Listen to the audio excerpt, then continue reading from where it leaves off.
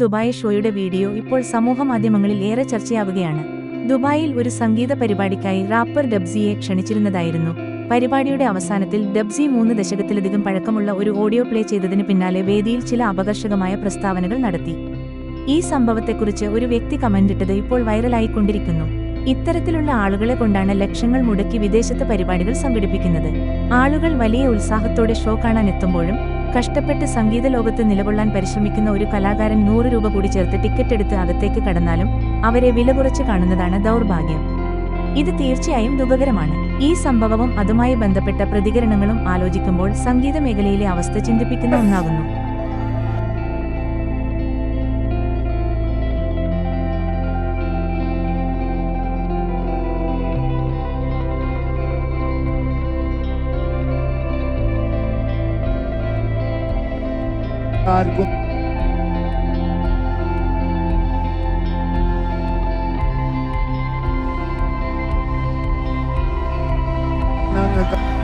മലബാറെന്ന് പറഞ്ഞു